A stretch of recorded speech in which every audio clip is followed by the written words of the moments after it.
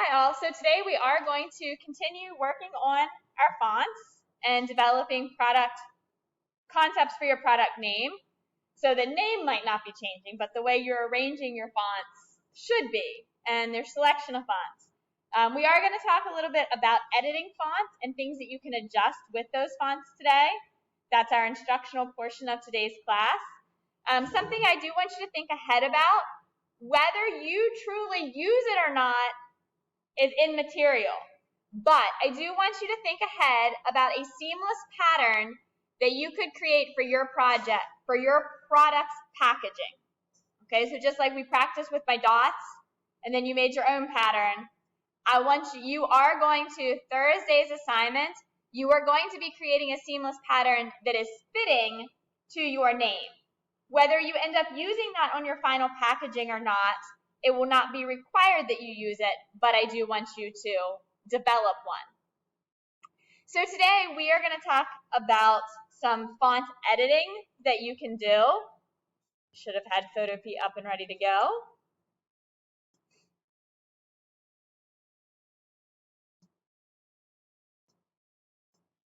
I'm just making a new page here real quick. And I'm not going to be real picky about what fonts I'm choosing. You would be. Okay, I'm still not doing well. I still am calling mine Sunscreen. I need to come up with a name. I think it's going to be called Sun Kiss, but I'm not sure. I don't like that. That reminds me of soda. But anyhow, that does not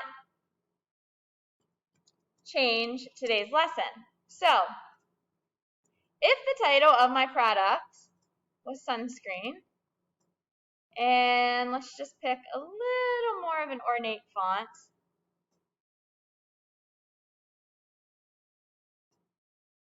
Definitely not perfect for sunscreen probably, but I find it kind of humorous.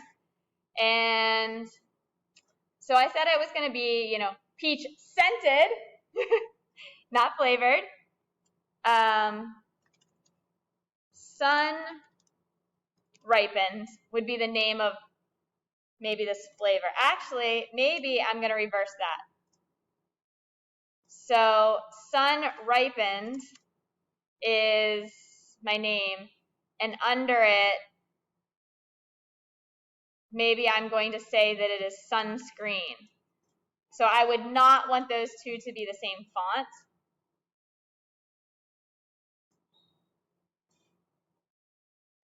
And yes, this is a very basic review. You guys know how to pick different fonts and move things around, but I'll show you here in a second. Okay, so this is a very narrow font where this font is much wider. If I wanted the word sunscreen to take up the same width as sun ripened, or let's say I at least wanted it to take up more space than it is right now in terms of width, okay? But I don't want the text to be any higher, okay? Yes, I could just drag it this way, and that looks a little funky. You can go to Window, Character, and I'm changing the tracking. So the tracking has to do with how far apart each letter is going to be spaced. Okay, you can do it in the negative too. So maybe I stretch this far. Maybe I go to this one and actually shrink it back a little,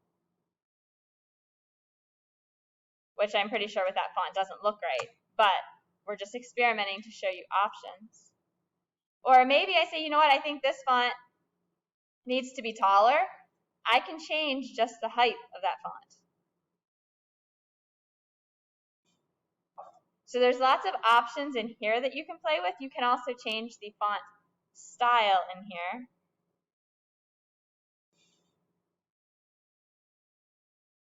That's interesting. I put a capital D at the end.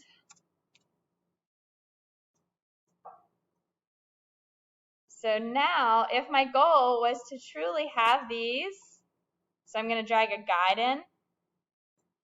my goal is to truly have these lined up, I can see that sunscreen either needs to be not as wide or sun ripened needs to be a little wider.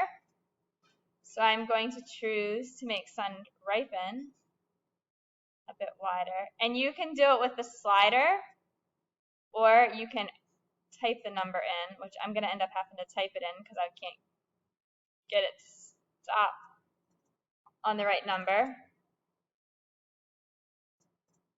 So now those truly line up. Now, something that you might want to think about is you might want to think about some overlap. So in this case, in the example, and I'm making this example up as I go, I'm going to move sunscreen up, that it almost looks crazy, but then you have these two P's and these two letters overlapping. On the word sunscreen, I am going to put a stroke. And I want it to be a white stroke, which, yes, we can't see right now, but then I'm going to put it above sun ripen. So now it's cutting into those P's. Do you see how that worked? So I played with the stroke and I played with my layer order. So now I've started to kind of integrate those two words together. So I've said that I think mine is going to be a peach flavor. So maybe I put a peach in for the dot on the I. Or maybe I have a leaf that's on one of my letters. All right, so even though we're talking about text and we're working with your product name, you may need to go on a graphic search.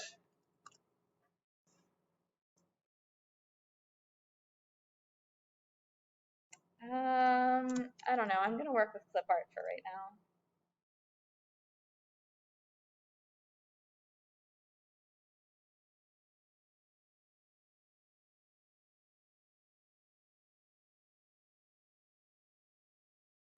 I don't know that I'm going to like this, but I'm going to give it a try.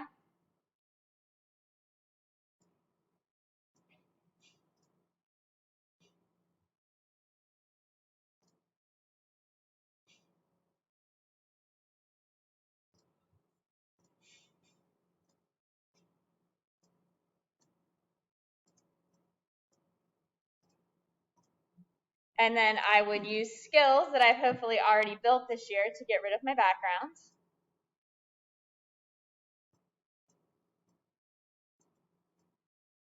I think there's something about that I could maybe like.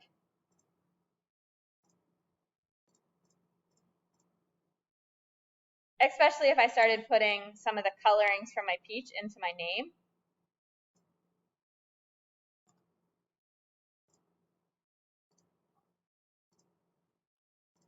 So are you getting a sense of how you can start to combine some of your graphics, how you can use some of these texting features to really kind of change up your name? Again, it's not just straight, oh, I typed 2 words on the paper, I'm ready to rock and roll. Do you remember us talking about fonts and what fonts are good to kind of blend together and not good to blend together? That was a while ago. Do you remember any of that or not? Okay, so a lot of times you want to pair, so this is a serif. These are sans serif. They don't have any extra little pieces. This is a thin font. This is a thick font. Those are good things to think about when you're pairing them together. Think about the colors that you're pairing. If you are using an ornate font that's a little challenging to read, make sure the word that you're using it for is very easy to read so the audience isn't guessing what the word is. Okay?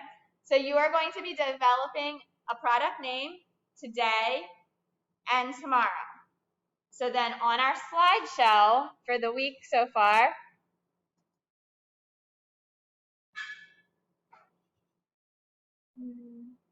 oh, I was on the wrong, yeah.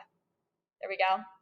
You are going to end up with not only your products where you've identified them, but you're going to have 3 different concepts of what your text could look like. Sound good? All right. So today is a work period. Ask questions as you have them. Good luck and have fun.